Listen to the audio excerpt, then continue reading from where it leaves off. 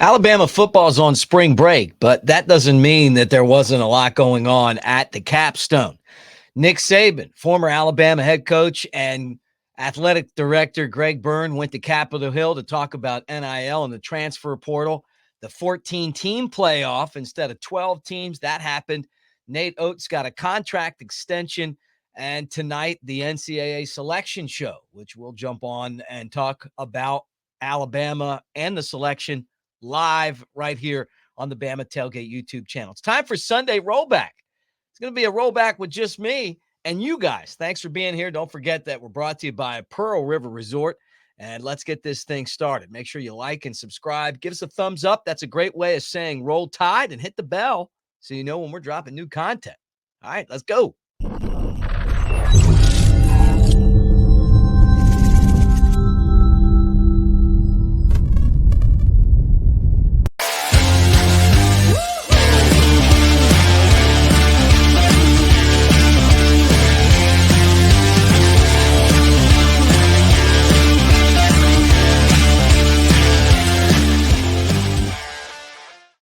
What do you say, everybody? Welcome to Sunday Rollback here on the Bama Tailgate YouTube channel.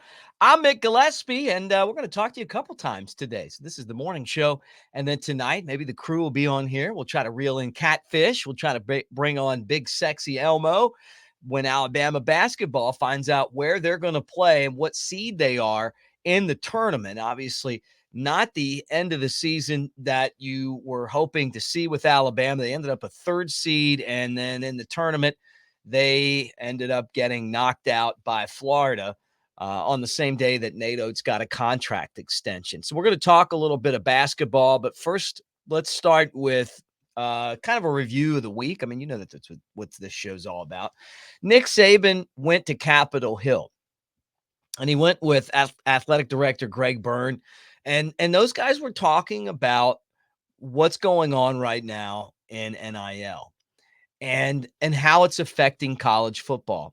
The thing that surprises me the most are so many of the haters out there, the teams, people associated with teams that couldn't beat Alabama, that had a tough time dealing with Nick Saban.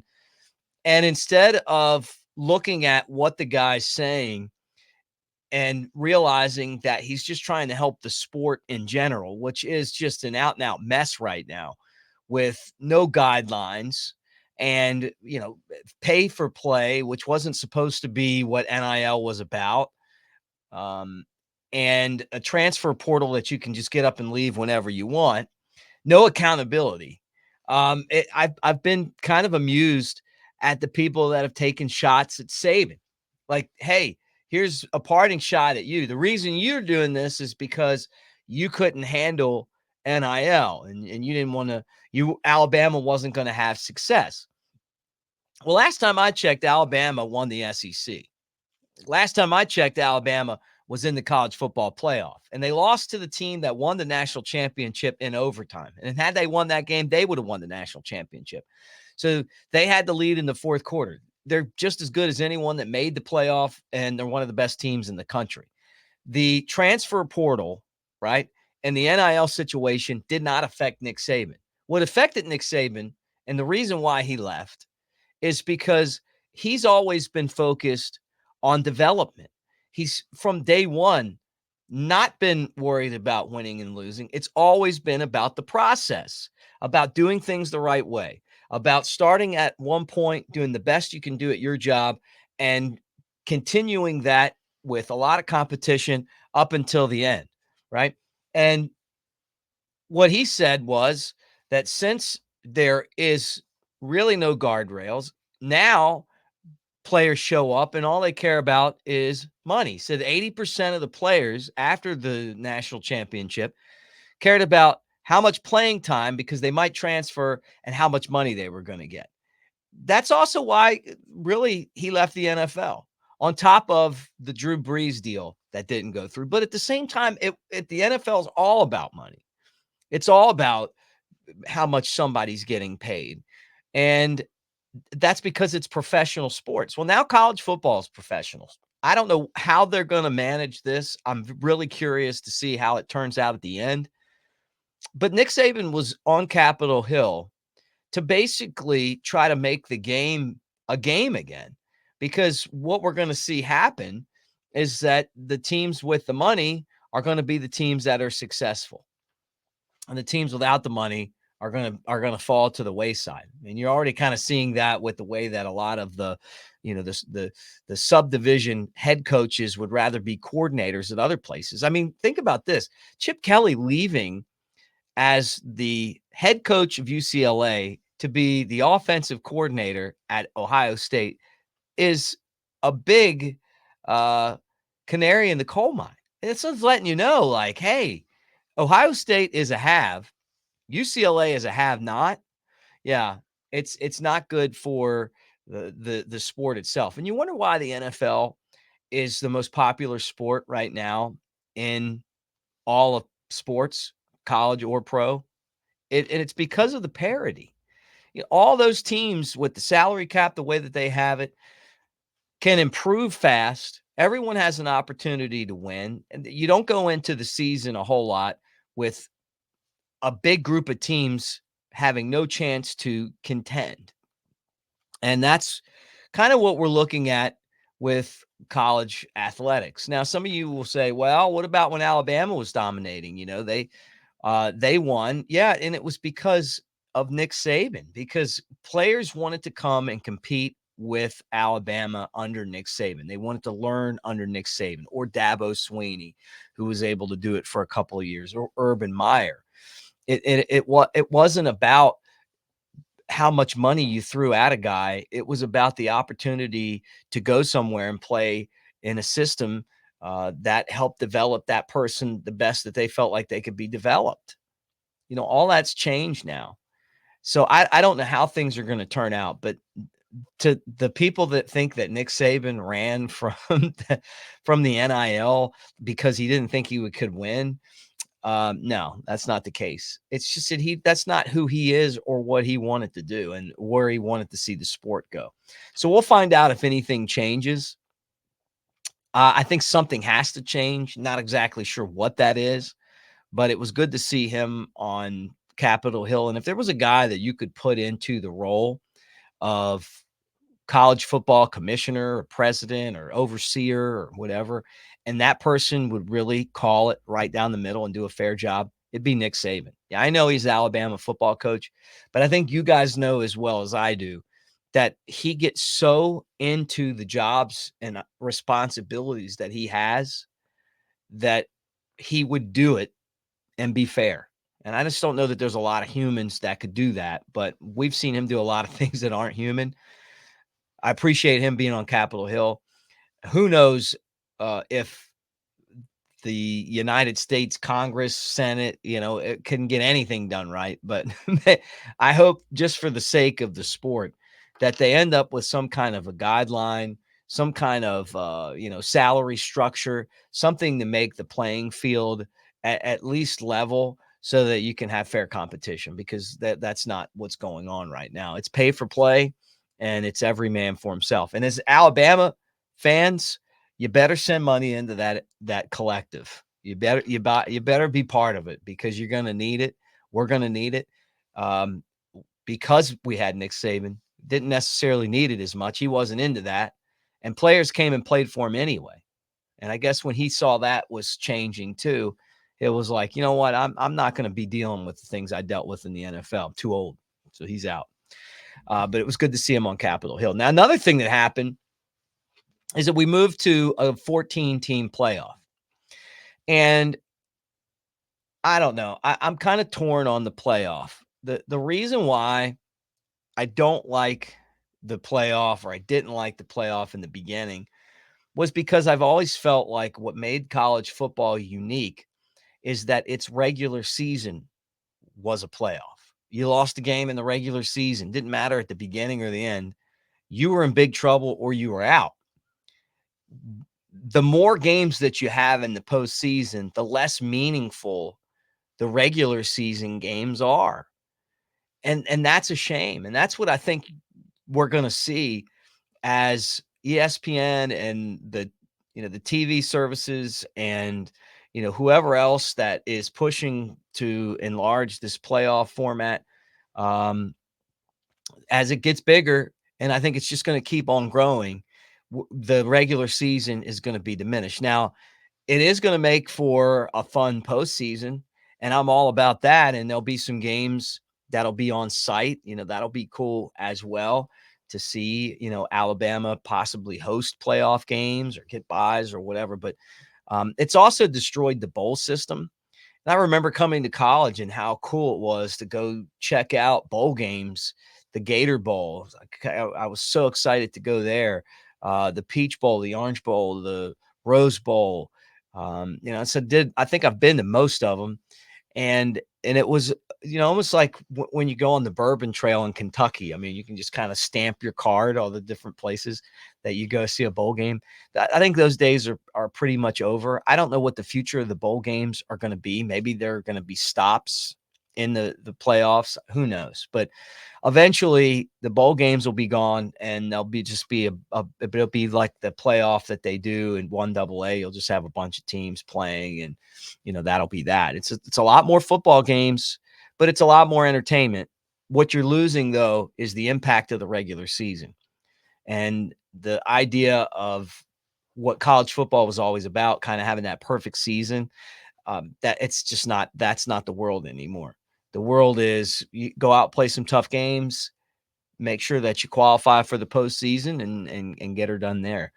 But I'm sure that most of you guys are probably pretty excited about a 14-team playoff. And I think the reason that it went from 12 to 14 is they were trying to figure out how they were going to format all the games. And it just didn't make sense at 12. So they threw 2 more teams in. But the quality of 14 teams is you're going to be surprised at how bad some of these games are, because there seems to always be a drop off. There just seems to always be 2 teams and then everybody else, but we'll find out. This year 4 teams were pretty good in the playoff, and there was a 5th team that would have really liked to have got in Florida State. So now you got 14. You won't have Florida State out. Nate Oats got a contract extension, and I know some of you guys have been pretty hard on Nate Oats and this basketball team. And it's easy to do that. I mean, watching them play basketball on defense lately is like going to the rec center and watching a basketball game. I mean, like the guys just move out of the way and allow teams to attack the basket. Maybe get a couple more fouls and be a little more physical under the hoop, right? The games against Florida have been ugly. The SEC tournament game was at times embarrassing on defense. But that doesn't take away from how lucky Alabama is to have Nate Oats. It just doesn't. Alabama's basketball program on the men's side has been mediocre. It hasn't been like the women's terrible, but it's been mediocre. It's been, kind of middle of the pack. Now, since Nate Oats has been there, I would say that this season has been a little bit of a disappointment just because they had a chance to win the conference and they didn't take advantage of it. If they would have beaten Tennessee at home, I think that they would have at least had a share, right? And they probably would have had a lot more confidence and momentum going into the last 2 games of the season, but they were that close. Before Nate Oats got there, Alabama wasn't winning SEC championships. They weren't sniffing SEC championships. They weren't recruiting 4- and 5-star prospects to Tuscaloosa a whole lot. I thought Avery Johnson was a big step up from the coaches before. And Nate Oats has been someone that you definitely want to give an extension to and you want to have around. If he leaves, I don't think Alabama's basketball program would stay at this top 10, top 15 level. So some of you guys are frustrated. We're all frustrated. He's frustrated, but it is what it is. If Bediako would have stuck around, this team would probably have won the SEC and they would be a force going into the tournament. The problem is that these guys, they all think they're going to go to the NBA and be superstars, because they have a month of good basketball, and he left. So I think that it was a great thing to see Nate Oats get extended. If I was at Louisville, if I was at Michigan, I would have made the play for him. I would, and if I had the resources, I would have paid the buyout. I would have brought him to town, especially Louisville. I mean, you're in a basketball school in a basketball city. Someone like Nate Oats comes in, you got all the NIL money you need. You got the basketball arena that's as good as any in the country. You got a fan base that's rabid about hoops. And then you come in and you bring that, that system that you run. And there's no telling how much success he would have had. But for some reason, and I'm glad he's, happy in Tuscaloosa. Maybe part of it's his relationship with Greg Byrne, who's been one of the best athletic directors that Alabama's had. Nonetheless, he's sticking around. And the last thing I'll say before we talk more basketball tonight at 5:00 is that nothing's going to surprise me with this team. This team could be out in the first round, blown away. This team could get hot and end up, making a run in the tournament. But the way that they played against some of these teams they lost to, including Florida, got to clean it up, boys. That's where I want to end Sunday rollback. Kind of just not your normal Sunday rollback, but it's because we're going to get back together tonight during the NCAA selection show and get together live. But that'll be at 5:00 Central Time. And that's when we'll figure out where Alabama's going to be. Probably projected around a 4 seed. I wouldn't be surprised if they don't send us out west somewhere. I just got this feeling that it's not going to be anywhere in the neighborhood. I think the way that Alabama finished the season wasn't good, and they'll probably pay the price when it comes to travel for this tournament. But we'll talk more basketball later today. So that's where we are right now. Make sure that you guys plan on hanging out with us as we watch the selection show, and we'll get into it. Who's Alabama playing? Where are they going to go? What's the bracket look like? And, what do you think of the bracket as a whole? How many teams is the SEC going to get in? The SEC had a pretty good year, according to a lot of people who cover basketball conferences. But how's that going to translate into the tournament? You got to figure Florida's going to get in now, right? I would think that Mississippi State did enough to get in. You already know the top of the list is getting in, the Alabama, Kentucky, Tennessee, Auburn, so it's going to be interesting, and then what does it look like around the country? And then you get to fill out your bracket, put some money down, see if you win.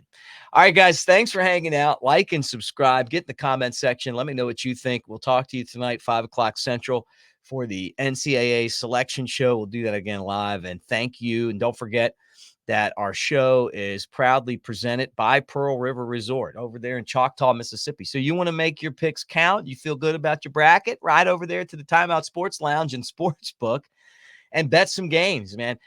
I did it a couple years ago.